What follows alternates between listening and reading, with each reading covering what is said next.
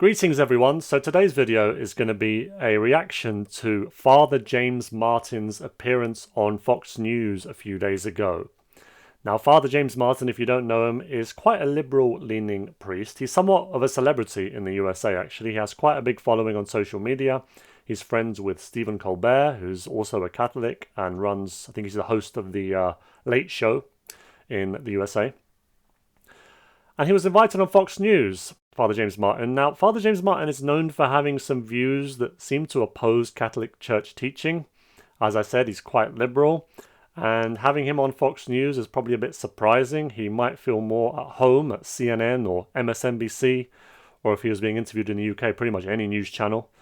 But he was invited on Fox News, so I thought that would be an interesting watch. And I gave it a view. I took a look at it.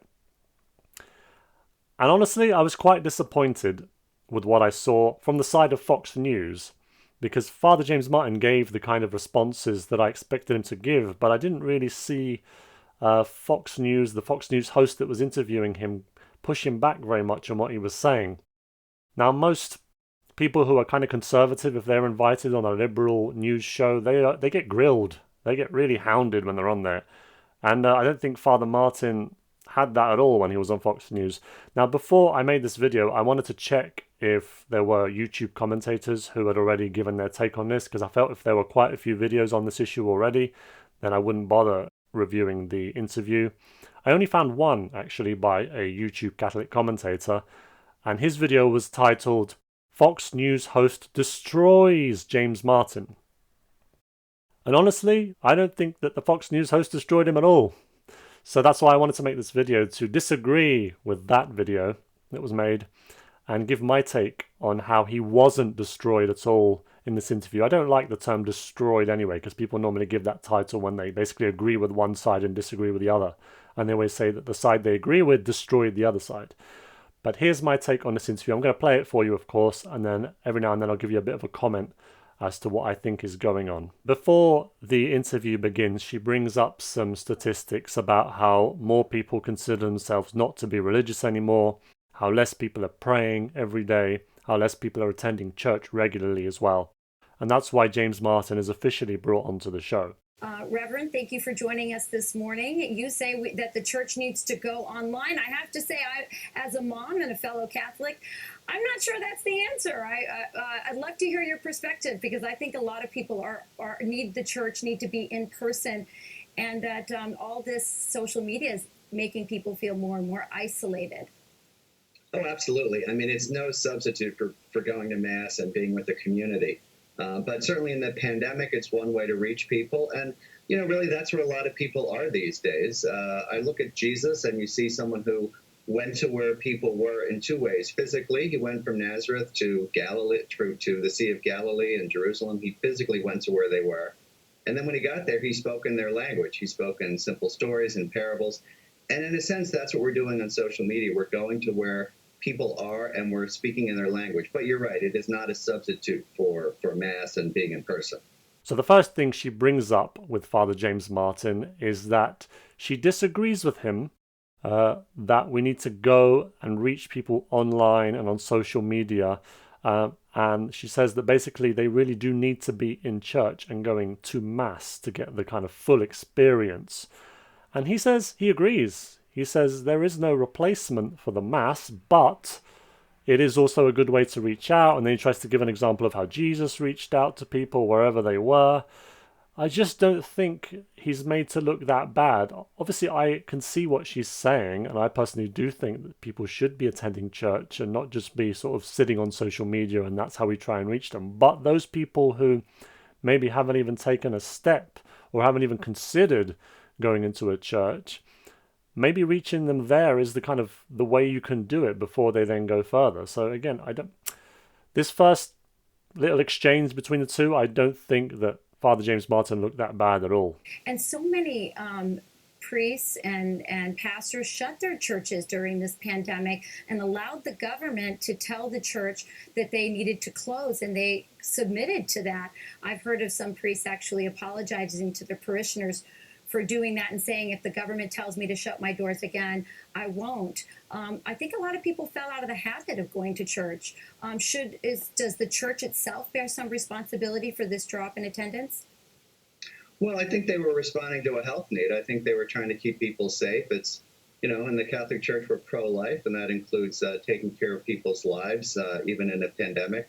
So I don't think it's that the churches were responsible. I think people were staying away for those reasons. But I think the question is, will they come back after the pandemic? Will they have gotten in the habit of not going to Mass, or will they really seek out community and want to go back? So that's an open question. So then the second point she questions him on is whether the church made a mistake in closing the doors of so many churches. And he basically says, well, it was done for health reasons. There was a pandemic around and they did it because they thought it was the safest thing to do to protect lives. Now, I disagree with that. I think the churches should have stayed open, but I don't think that the response he gave, where he says, well, actually, no, they did the right thing, is an unreasonable response. I think it's a fair argument to make, even though I think people needed churches a lot during that time, and going into a church is something that could have done them a lot of good. He doesn't make an unreasonable argument, so she doesn't make him look bad. She certainly doesn't destroy him or anything like that. And actually, he defends the church. While she's suggesting criticism of the church for closing its doors, he's defending the church, saying, well, actually, what they did was a pro-life decision. They were looking after people's lives. So it's a bit of a... I don't agree with that whole... People that are often pro-choice will say, well, they're pro-life because they're pro the mother's life. And I suppose he's making that kind of argument, saying, well, we're pro-life because we're trying to protect people's lives and stop them from dying during a pandemic. But it's a fair argument. People will listen to the argument and they'll think, well, that makes sense to me. They won't immediately shut it down as a really weak reply. So he hasn't been made to look bad with his response. Yeah, and I think there's a lot that the church could do as well to fight back on Marxism, cultural Marxism, which has taken over our youth. As you know, Marxism actually sees religion and family as a competition. Is there something that the church can do in that regard as well to fight back against ideologies that are highly secular, like Marxism? Well, I don't know if Marxism is much of a problem as just general secularism and questions of things that are impinging on people's time. I think the question is, as the culture gets more and more secular, what can religion offer? And, again, it's offering them an encounter with God. And I think it's, once again, meeting them where they are. And to go back to your original question, sometimes that's on social media. And I think that's okay if that's where people are. Now, this is something where I really feel the host could have pushed back on him and explained a little bit more as to why cultural Marxism is a problem and why some people don't even realize they're subscribing to it when they are. So some people now, in some of the virtues they're pushing, they don't even think, oh, I'm a Marxist, I'm subscribing to a Marxist ideology, but they are without realizing it. This is an area where I really think she could have pushed back on him a bit, but he just gave his answer again. He just said, no, I don't think Marxism's a problem. And then after he gives his answer, she moves on to the next question. Yeah, if that's where people are, but I think also the church needs to bring us to a higher level. I think that's why, Father, you're also seeing in the Catholic Church a return to so many of our ancient traditions. Latin Mass is becoming very popular among young people, isn't it? Yeah, I mean, among some young people, I think the numbers are still pretty small, but I think, once again, it's meeting them wherever they are. And it is, sometimes in the Latin Mass, but more often in the vernacular. And what can the church do to encourage people to encounter God? And also, in terms of the pandemic, what can the church do to help heal people from this really kind of traumatic experience that people have been going through? So she then says to him, Latin Mass, this is the final point she wants to make. Latin Mass is becoming very popular. Isn't that a great thing? Kind of suggestion. And James Martin says, Father James Martin, well, it's becoming maybe popular among some people, but it's still not that popular. It's still a minority who attend Latin Mass. And honestly, that's true.